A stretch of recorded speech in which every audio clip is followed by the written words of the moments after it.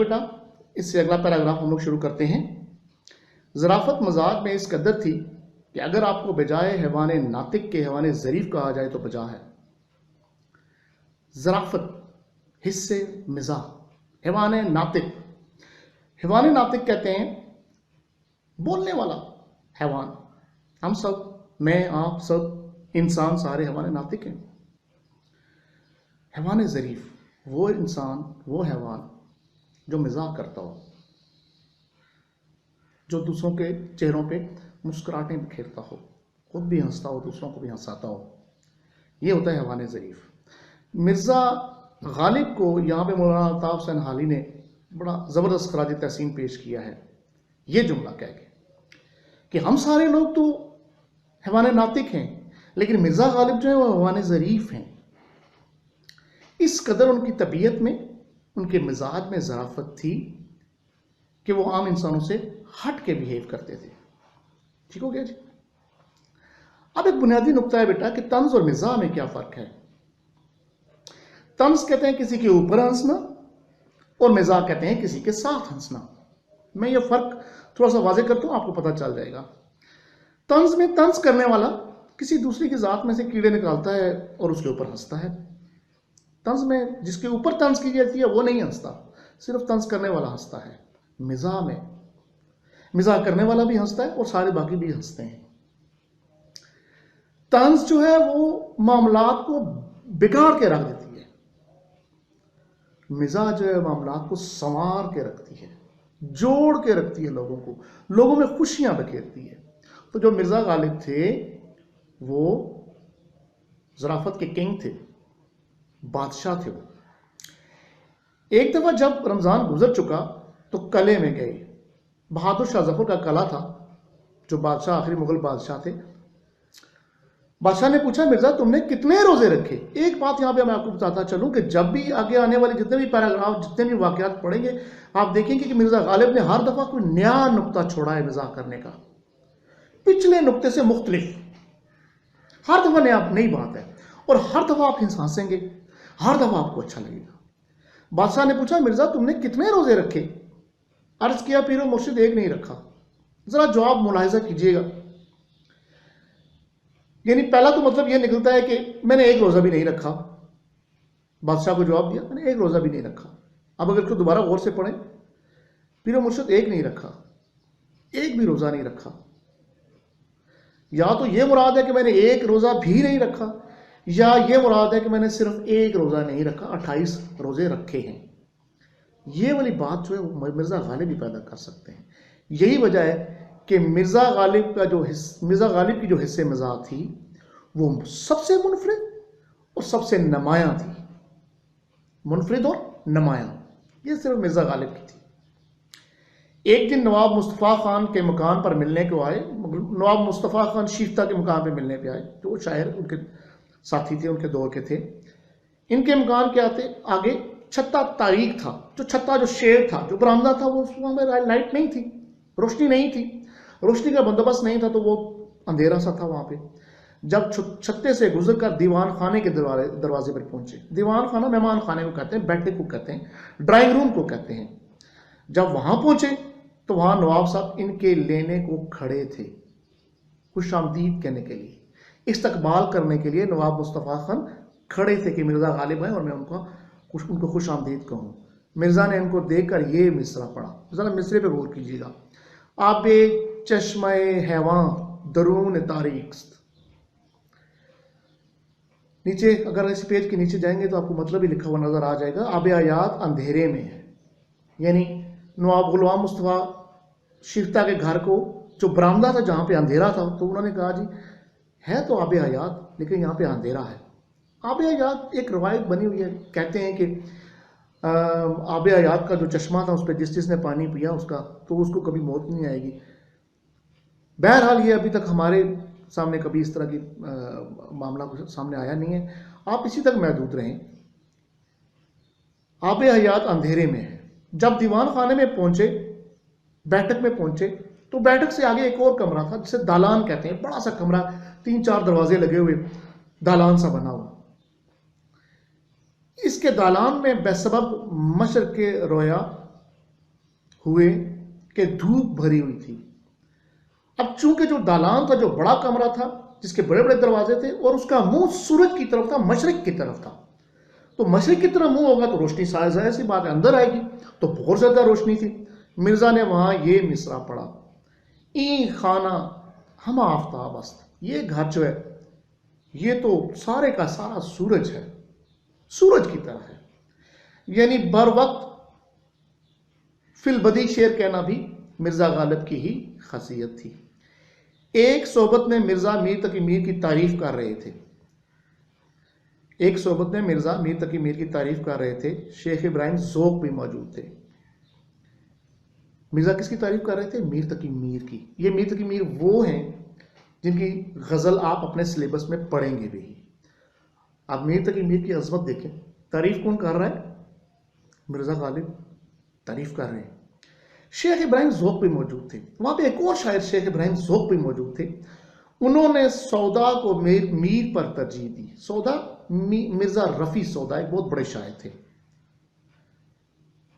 शेख इब्राहिम ज़ोक ने कहा नहीं भाई, मीर तक मीर नहीं, मिर्जा सौदा जो है वो बड़े शायर हैं, मीर तक मीर नहीं है। तो मिर्जा गालिब ने कहा मैं तो तुमको मीरी समझता हूं। मीरी?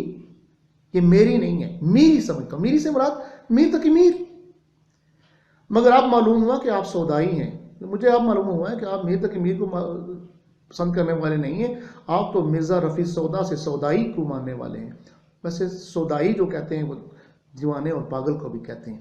तो इस जुमले में मिर्जा गालिब ने एक ही तीर से 2 3 4 जो शिकार थे, ज़राफ़त के जो फूल थे वो बखेरे यहाँ पे।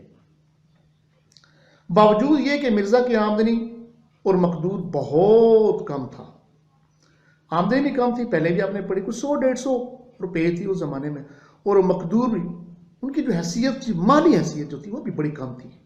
पैसे भी कम हैं, चले कम इस वजह से भी है कि जो कुछ होता है वो सबको दे देते हैं, और मकदूर भी कम है, उनका उतना हैसियत भी नहीं है अपनी। लेकिन इन तमाम बातों के बावजूद भाई जो बड़े लोग होते हैं वो खुददारी नहीं जाने देते, अपना आप नहीं बेचते, मगर खुददारी और हिफ्ज़े वज़ा को वो कभी हाथ से ना जाने देते थे। खुददारी अपना आप, अपने आप को पहचानना, दुरुस्त भी होना, सीधे रास्ते में भी होना और अपने आप को पहचानना भी। और हिफ्ज़े वज़ा कहते हैं वज़ादारी की हिफाजत करना, दूसरों के साथ रख रखाव को भी वो मलूज़े खातर रखते थे हर मुमकिन। शहर के उमरा अमायद से बराबर मुलाकात थी, जितने उमरा थे, अमायद थे, बड़े लोग थे, मुअज़्ज़ज़ लोग थे, मुअज़्ज़ज़ीन थे, अमीर लोग थे, उनसे इनकी हमेशा मुलाकात रहती थी। कभी बाजार में पालकी या हवादार के ना निकलते थे। ये खुददारी और ये वज़ादारी है। पालकी कहते हैं वो डोली सी कह लें आप, उसको 3-4 बंदे मिलकर उठाते हैं, ऊपर से ढंपी हुई होती है, उसके अंदर बैठ के। पुराने ज़माने में एक रवायत थी कि जो उमरा हुआ करते थे, जो अच्छे ज़्यादा पढ़े लिखे लोग थे या समझ लें आपके मरतबे वाले लोग थे, वो आमतौर पे खुद चल के नहीं जाते थे, उस तरह से पालकी टाइप जो चीज़ थी उसमें जाते थे, डोली टाइप चीज़ में। और हवादार भी उसी तरह की चीज़ थी, जिसको 3-4 बंदे मिलकर उठाते थे, लेकिन वो ऊपर से खाली हुआ करती थी, तो हमेशा उसमें निकलते थे। अमायदे शहर में से जो लोग उनके मकान पर आते थे, जो भी मुअज़्ज़ज़ीन, जो भी इलाके के अच्छे लोग, बड़े लोग उनके घर पे आते, मिर्ज़ा गालिब उनके घर ज़रूर जाते। बड़ा ज़बरदस्त आगे वाक़या आ रहा है, ये भी उनके मकान पर ज़रूर जाते।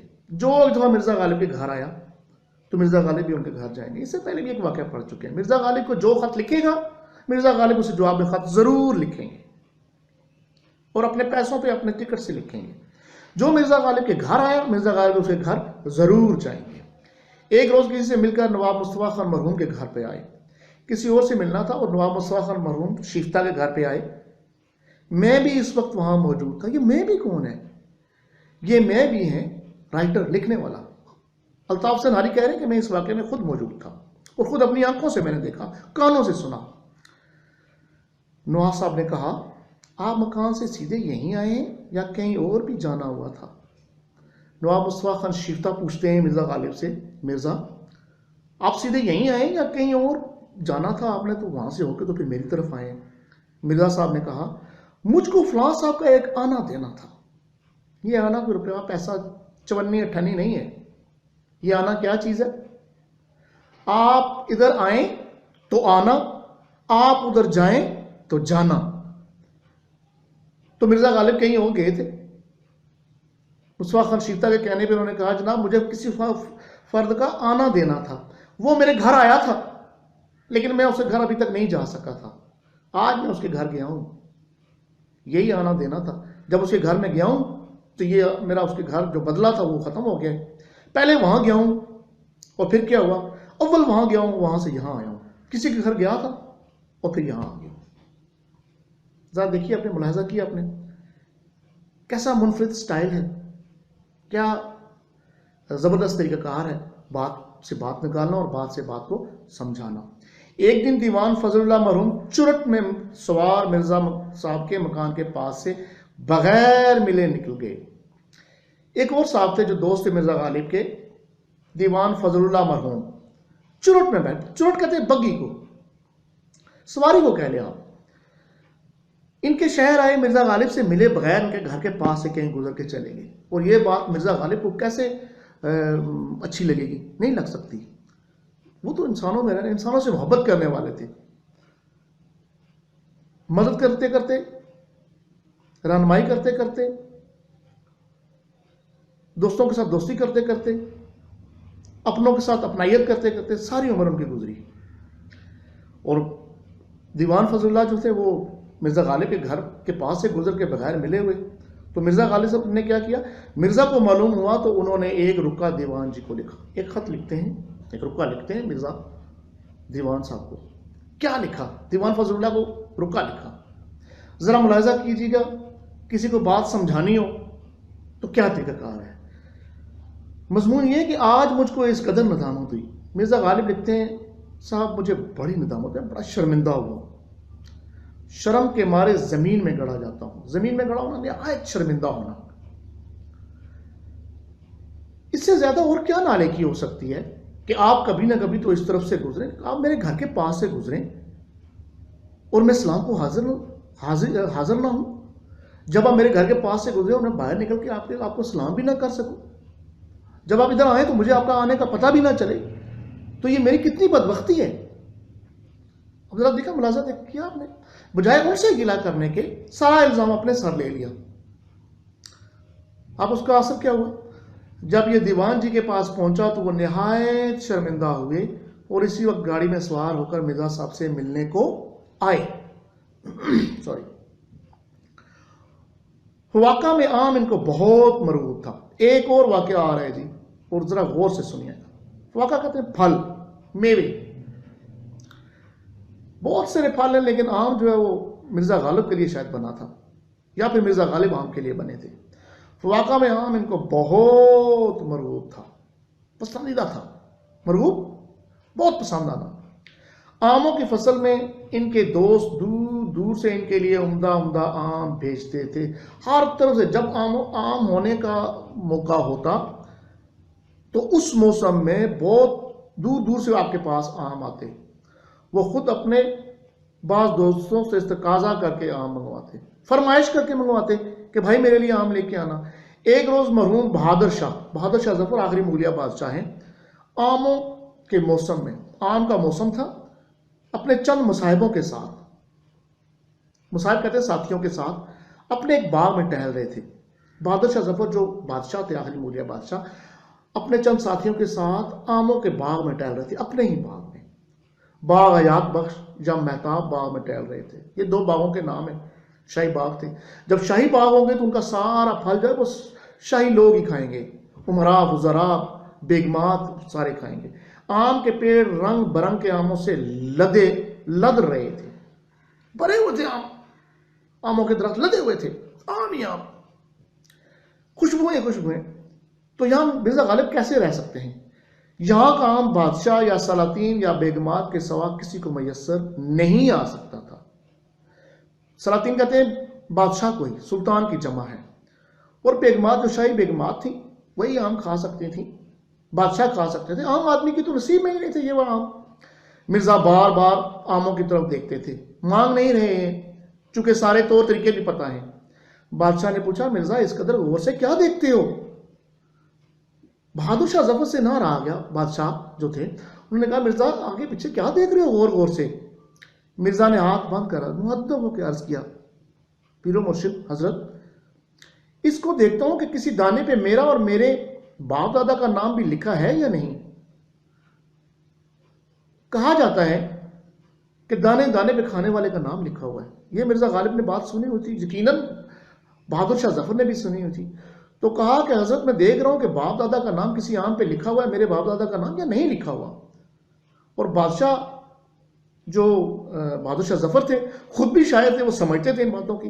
फौरन क्या उन्होंने किया, बादशाह मुस्कुराए और इसी रोज एक बहंगी, एक टोकरी भर के आमों की मिर्जा को भिजवाई।